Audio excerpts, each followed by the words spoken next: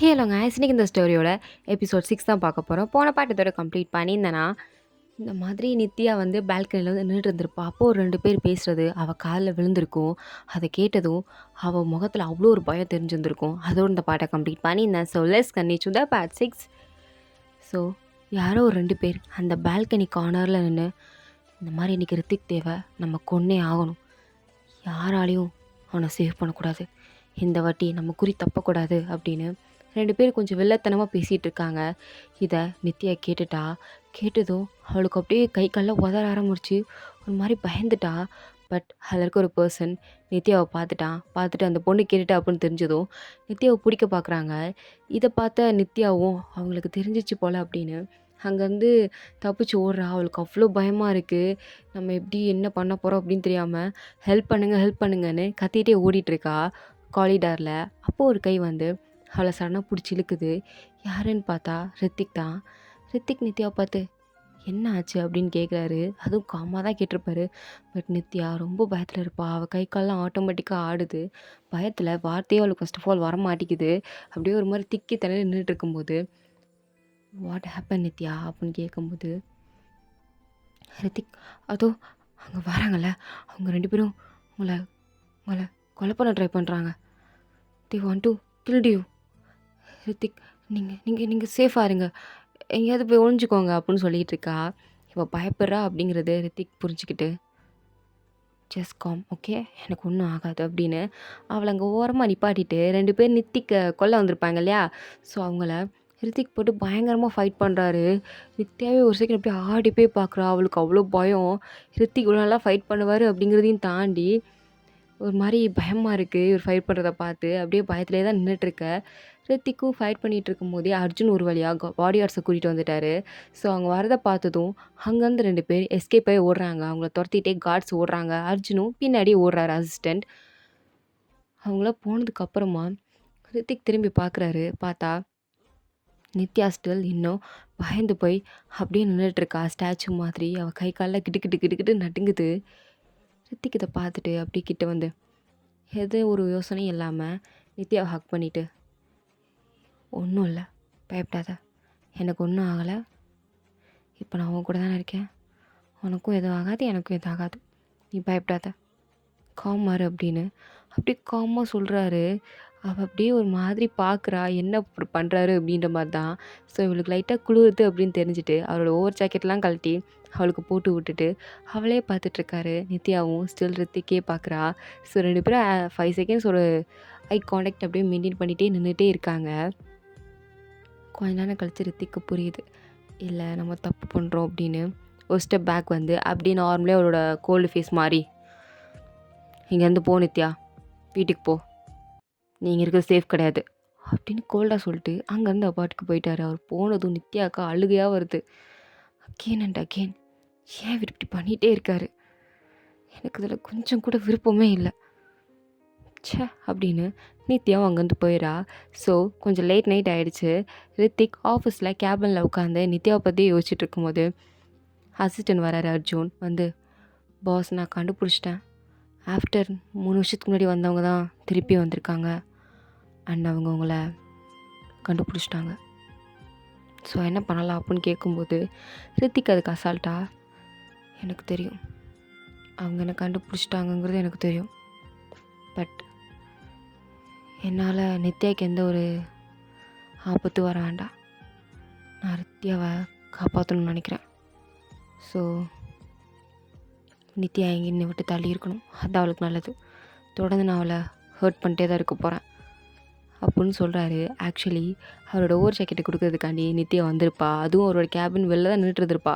But அவள் காலில் விழுந்த ஒரே வார்த்தை, நான் தொடர்ந்து அவளை ஹர்ட் பண்ணிகிட்டே தான் இருக்க போகிறேன் அப்படின்ற வார்த்தை மட்டும் அவள் காலில் விழுந்தது. ஸோ இதை கேட்டதும் அவள் ரொம்ப அப்படியே ஒரு மாதிரி உடஞ்சி போயிட்டா. இவருக்கு என்ன சுத்தமாக பிடிக்கல, இவர் என்னை வெறுக்க மட்டும்தான் செய்கிறாருன்னா அப்புறம் ஏன் இதெல்லாம் பண்ணணும் அப்படின்னு அவளுக்கு அவ்வளோ ஒரு மனவேதனை. அப்படியே கண்ணெல்லாம் கலங்கி போய் அங்கே நின்றுட்டுருக்கா. அந்த ஜாக்கெட்டையும் எடுத்துகிட்டு அங்கேருந்து அழுதுகிட்டே அங்கேருந்து போயிட்டா.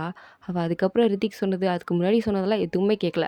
அந்த ஒரு வார்த்தையை மட்டும் கேட்டுட்டு கோவப்பட்டு அங்கேருந்து போயிட்டா. பட் இது எதுவுமே ரித்திக் தெரியாமல் ஆஃபீஸ்லேருந்து கிளம்பி வீட்டுக்கு போயிட்டாரு. ஸோ மறுநாள் ஆஃபீஸுக்கு நித்யா வரவே இல்ல. அசிஸ்டன்ட் கிட்ட லீவ் மட்டும் சொல்லியிருக்கா. இது அசிஸ்டன்ட் வந்து ரித்திக் கிட்ட இன்ஃபார்ம் பண்ணல. அவருக்கு வேற ஒர்க் இருக்கு அப்படின்னு சொல்லிட்டு அந்த ஒர்க்க தான் பார்த்துட்ருக்காரு. பட் எப்பயும் போல ரித்திக் ஆஃபீஸ் வராரு. வந்து சுற்றி முற்றி பார்க்குறாரு. எல்லா ஒர்க்கர்ஸும் இருக்காங்க. நித்யா மட்டும் காணோம். நித்யா பிளேஸே ஒரு 2, 3 வாட்டி திரும்பி திரும்பி பார்த்துருப்பாரு. பட் நித்யா அங்கே இல்லை. என்னாச்சு அவளுக்கு அப்படின்னு கேபினில் போய் உட்கார்றாரு. அப்படியே சேரில் சுற்றுறாரு. ஃபைல்ஸை பார்க்குறாரு. பட் அவருக்கு ஏன் நித்யா இன்னும் வரல அப்படின்ற ஒரு மைண்டு வந்து கேட்டுகிட்டே இருக்குது. ஸோ அதனால் அசிஸ்டண்ட் கால் பண்ணி கேபின் கூப்பிட்றாரு. அசிஸ்டண்ட் வந்து பாஸ் நீங்கள் சொன்ன ஃபைலெல்லாம் ரெடி பண்ணிட்டேன் இந்தாங்க. அண்ட் மீட்டிங் வந்து 1:00 ஸ்டார்ட் ஆயிரும். ஓகே இருக்கட்டும். நித்யா எங்க ஆஃபீஸ்க்கு வந்திருக்காங்களா? நித்யா ஓ சாரி பாஸ். நித்யா மேம்க்கு என்னாச்சுன்னு தெரில. அவங்களுக்கு வந்து ஏதோ ஃபீவராக இருக்கான். ஸோ அதனால் ஆஃபீஸ் வரலன்னு காலையில் எனக்கு மெசேஜ் அனுப்பிச்சிருந்தாங்க. பட் சாரி பாஸ், நான் தான் உங்ககிட்ட இன்ஃபார்ம் பண்ணுறதுக்கு மறந்துட்டேன். என்னது ஃபீவராக இருக்குன்னு ஜஸ்ட் மெசேஜ் பண்ணாளா? லீவ் லெட்டர் எதுவும் கொடுத்தாளா? இல்லையே பாஸ். என்கிட்ட எந்த ஒரு இன்ஃபார்மும் இல்லாமல் எந்த ஒரு பெர்மிஷன் வாங்கலாமா? அவள் எப்படி லீவ் எடுக்கலாம்? தெரில பாஸ். மேபி அவங்களுக்கு ஹெல்த் இஷ்யூ இருந்திருக்கலாம். அதை எப்படி அவள் எடுக்கலாம் அப்படின்னு ரித்திக் கோவம் தான் வருது. என்கிட்ட ஒரு வார்த்தை கூட சொல்லலையே அப்படின்னு. பட் இங்கே நித்யாவா அவளுக்கு ஆஃபீஸ் போகவும் பிடிக்கல, ரித்திக்கை பார்க்கவும் பிடிக்கல அப்படின்னு வீட்டில் ஏதோ ஒரு மாதிரி ஹும்முன்னு உட்காந்துருக்கா. அவங்க அப்பா வந்து கேட்குறாரு, என்னாச்சும்மா என் ஆஃபீஸ் போல் டயர்டாக இருக்கா? ஆமாப்பா டயர்டாக இருக்கு, ரொம்ப டயர்டாக இருக்குது. ஏம்மா என்னாச்சு? உன் ஆஃபீஸில் ரித்திக் ரொம்ப வேலை வாங்குறாரா? அவர் வேலை வாங்கினா கூட பரவாயில்லையே, கடுப்பில் ஏற்றுறாரு அப்படின்னு யோசிச்சுட்டே, ஒன்றும் இல்லை, அதெல்லாம் இல்லைப்பா, நான் நல்லா தான் இருக்கேன். சும்மா நேற்று நைட் ஓவர் டைம் பார்த்தல, அதான் கொஞ்சம் டயர்டாக இருந்துச்சு, வேறு ஒன்றும் இல்லை. சரி அப்படின்னு அவங்க அப்பா அங்கேருந்து எச்சு போயிட்டாரு. நித்யாவுக்கு அவங்க அப்பா போனதுக்கப்புறம் அழுக தான் வருது. அவளால் சொல்லவும் முடியல, சொல்லாமல் இருக்கவும் முடியல. என்னடா பண்ணுறது அப்படின்னு பைத்தியம் பிடிச்ச மாதிரி இருக்குது. பட் அப்போ தான் ஒரு கால். யாருன்னா ரித்திக் தான். ரித்திக்கோட ஃபோனை பார்த்து தான் அவளுக்கு எடுக்கணும்னு தோணவே இல்லை. பட் கால் கட் ஆனதுக்கப்புறம் ஆட்டோமேட்டிக்காக ஒரு மெசேஜ் வருது. என்னென்னா, நீ மத்தியானத்துக்குள்ளே ஆஃபீஸ் வரலன்னு வச்சுக்கோயேன், உன்னை வேலையை விட்டு தூக்கிடுவேன் அப்படின்னு. இதை பார்த்ததும் நித்யாவுக்கு அவ்வளோ கோவம் வருது. நீலாம் மனுஷனே கிடையாது அப்படின்னு கத்திட்டு வந்து தொலைகிறேன் அப்படின்ற மாதிரி அவனுக்கு கால் பண்ணுறா. கால் பண்ணி, என்ன சார் எதுக்கு கால் பண்ணீங்க? மத்தியானத்துக்குள்ளே 1:00 மீட்டிங் இருக்குது, அதுக்குள்ளே நீ ஆஃபீஸ் வரணும், இல்லைண்ணா உன்னை வேலையை விட்டு தூக்கிடுவேன். சரி தூக்கிக்கோங்க, இந்த மாதம் சம்பளம் கொடுக்க மாட்டேன், நீ ஆல்ரெடி ஒரு மாதம் வேலை பார்த்துருக்கீல, உனக்கு நாளைக்கு தானே சம்பள டேட்டு, அது கொடுக்க மாட்டேன் அப்படின்றாரு. நித்யாக்கா டேய் அப்படின்ற மாதிரி அவ்வளோ கோவம் வருது. ஓகே சார், வந்து தொலைகிறேன் அப்படின்னு காலை கட் பண்ணிவிட்டு ஆஃபீஸ்க்கு கிளம்பிட்டுருக்கா. அவங்க அப்பா பார்க்குறாரு, என்னம்மா இப்போ தான் டயர்டாக இருக்குது, ஆஃபீஸ் போக மாட்டேன்னு சொன்னேன், அதுக்குள்ளே கிளம்பிட்டுருக்க? இம்பார்ட்டண்ட்டான ஒர்க் இருக்குப்பா, போய் தான் ஆகணும், அவாய்ட் பண்ண முடியாத சுச்சுவேஷனில் நான் இருக்கேன், போய் தான் ஆகணும். சரிம்மா அப்படின்னு அவங்க அப்பா விட்டுட்டார். நித்யா அவசரமாக ஆஃபீஸ்க்கு தான் கிளம்பிட்டுருக்கா. அவளுக்கு ஒரு மாதிரி டயர்டாகவும் இருக்குது. பட் சரி போய் தொலைவோம் அப்படின்னா ஆஃபீஸ்க்கு வந்து நிற்கிறா. அவளை பார்த்து ரித்திக்கா அப்படின்னு நக்கலாக சிரிச்சிட்டே, வந்துட்டாளா அப்படின்னு ஸ்மைல் பண்ணிவிட்டு அவளை பார்த்துட்ருக்காரு. அவளுக்கு ரித்திகா பார்க்க கூட இல்லை, அவ்வளோ கடுப்பாகுது. அவள் ப்ளேஸில் போய் எல்லா திங்ஸும் வைக்கும்போது கூட வேலை பார்க்குற கொலீக்ஸா, என்ன நித்யா நீ லீவுன்னு சொன்னாங்க பட் வந்துட்ட? நான் ஆஃப் டே தான் எடுத்தேன், அதான் வந்துட்டேன். ஓகே பாஸ் உங்ககிட்ட இந்த ஃபைல்லாம் கொடுக்க சொன்னார், நீ தான் மீட்டிங்க்கு எல்லா அரேஞ்ச்மெண்ட்ஸும் பண்ணணும், போய் மீட்டிங் ஹால் ரெடி பண்ணு அப்படின்னு சொன்னதும் நித்யாவுக்கு வருதே பாருங்க வெறி. அப்படியே ஒரு மாதிரி கட்டுப்பிள்ளையே சரி அப்படின்னு அங்கே மீட்டிங் ஹால் போய் எல்லா திங்ஸும் எடுத்து வச்சுட்ருக்கா. அப்போ கரெக்டாக ரித்திக் மட்டும் உள்ளே வராரு. அந்த மீட்டிங் ஹாலில் யாருமே இல்லை, நித்யா மட்டும் தான் இருந்திருப்பா. இப்போ ரித்திக் உள்ளே வரதை பார்த்ததும் அவர் மூஞ்ச பார்க்கல, விஷ் பண்ணல, எதுவும் பண்ணல. மேடம் பாடுக்கு எல்லா சேரையும் எடுத்து வாட்டர் கேன்லாம் எடுத்து வச்சுட்ருக்காங்க. ஃபைலெல்லாம் கரெக்டாக அரேஞ்ச் பண்ணிகிட்ருக்கா. அதில் ஒரு வாட்டர் கேனை வந்து சரியாக எடுத்து வைக்கல போல். ஸோ ரித்திக் பார்த்துட்டு, இதான் நீ வேலை பார்க்குற லட்சணமா? ஒரு வாட்டர் கேனை கூட கரெக்டான பொசிஷனில் எடுத்து வைக்க தெரில, நீ எல்லாம் என்ன ஒரு எம்ப்ளாயி? இதில் 1 மந்த் நீ இந்த ஆஃபீஸில் ஒர்க் பண்ணியிருக்க, என்ன உனக்கு தெரியுது அப்படின்னு கேட்குறாரு. அப்படின்னு நித்யா முறைச்சவரை பார்த்துட்டு, அப்படியா சார், சாரி சார், இப்போ நான் என்ன பண்ணும், அதை கரெக்டாக எடுத்து வைக்கணுமா? எடுத்து வச்சிடறேன், கொஞ்சம் வழி விடுங்க சார் அப்படின்னு சொல்லிட்டு அதை கரெக்டாக எடுத்து வச்சுட்டு, போதுமா சார் அப்படின்னு சொல்லிட்டு மூஞ்ச கூட பார்க்காம, அவ பாட்டுக்கு மறுபடியும் பார்த்துட்ருக்கா. ரித்திக் மறுபடியும் கடுப்பா இருக்கு. ஸோ, அவ ஃபைலெல்லாம் கரெக்ட்டா தான் எடுத்து வச்சிருந்திருப்பா. அதெல்லாம் வேணும்னே மாத்தி எடுத்து வச்சுட்டு, "இது என்ன ஃபைலு?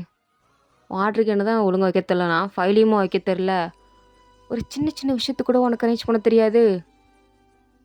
நீ எல்லாம் என்ன எம்ப்ளாயோ? யூஸ்லெஸ் ஃபெல்லோ" அப்படின்னு திட்டுறாரு. நித்யாக்கு அவ்வளதான். இதுக்கு மேல பொறுமை இல்ல. அப்படியே ஒரு மாரி மண்டை வெடிச்சிருச்சு. ஃபைலெல்லாம் தொப்புன்னு கீழ போட்டு, "இங்க பாரு, நான் அத ஒழுங்கா தான் எடுத்து வச்சேன். அது மாறி இருக்குன்னா, அது என் தப்பு கிடையாது. சரியா? நான் இத ஒழுங்கா தான் செஞ்சேன். நீ தான் ஏதோ பண்ணியிருக்க. உடனே என் மேல பழி தூக்கி போட்டுட்டு இருக்காத. உனக்கு என்ன வேணும்? நீ கூப்பிட்ட நான் வந்தேன். அவ்வளோதான். இதுக்கு மேல ஏதாவது பேசுனேன்னு வச்சுக்கோயேன், நான் மனுஷியா இருக்க மாட்டேன் பார்த்துக்கோ. என்ன உனக்கு? நீ தான் பாஸ்ன்னு திமிர்ல ஆடிட்டு இருக்கியா? வர சொன்னேன், வந்தேன். வேலை பார்க்க சொன்னேன், வேலை பார்க்குறேன். அதுக்கு மேல உனக்கு என்ன பண்ணணும்? ஆ? சும்மா சும்மா இது குத்தம், அது குத்தம்ன்ட்டு. இந்த குத்தம் சொல்ற வாயெல்லாம் எனக்கு வச்சுக்காத. எல்லாரும் உன்ட்ட வாய் மூடிட்டு போற மாரி நான் வாய் மூடிட்டு போமாட்டேன். புரியுதா? எனக்கு ரொம்ப கோவம் வருது. பொத்திட்டு போயிரு அப்படின்ற மாதிரி. பயங்கர கடுப்புல கத்தி விட்டா, ரித்திக் அப்படியே ஆடி போய் நித்யாவ பார்த்துட்ருக்காரு. ஸ்டில் இந்த மாதிரி எந்த ஒரு பொண்ணுமே ரித்திக் கிட்ட பேசினதே கிடையாது. ஃபர்ஸ்ட் டைம் நித்யா தான் பயங்கர ஆக்ரோஷமா கத்திட்டு, எல்லாத்தையும் எடுத்து வச்சுட்டு, அவ பாட்டுக்கு வெளிய போயிட்டா. அவளுக்கு பயங்கர பசி வேற. ஸோ கேண்டீன்ல உட்காந்து அவ பாட்டுக்கு நல்லா சாப்பிட்டுட்டு இருக்கா. ஏன்னா அவளுக்கு கோவம் வந்தா அவளுக்கு நல்லா சாப்பிட்ணுன்னு தோணும். ஸோ அதே மாரி மேடம் உட்காந்து சாப்பிட்டுட்டு இருக்காங்க. அப்படியே ரித்திக் ஒரு மாரி கடுப்புல திரும்பி வரும்போது, ஆக்சுவலி இங்க நடந்தது எல்லாத்தையுமே அசிஸ்டன்ட் அர்ஜுன் வந்து லைட்டா ஒட்டுக்கேட்டு இருந்திருப்பார் போல. அவருக்கா ஒரு மாரி சிரிப்பு வருது ரித்திக்க பார்த்ததும். பட் எதுவுமே தெரியாத மாதிரியே ரித்திக்க பார்த்து சிரிச்சுட்டே இருக்காரு. ரித்திக் திரும்பி பார்த்து, "என்னாச்சு அர்ஜுன்? ஏன் சிரிச்சுட்டே இருக்க?" "Nothing sir." "அம்மா அந்த நித்யா எங்க?" "கேண்டீன்ல உட்காந்து சாப்பிட்டுட்டு இருக்காங்க சார்." "என்னது சாப்பிட்டுட்டு இருக்காளா?" அப்படின்னு கேட்குறான். இதோட இந்த பார்ட் கம்ப்ளீட் ஆகுது.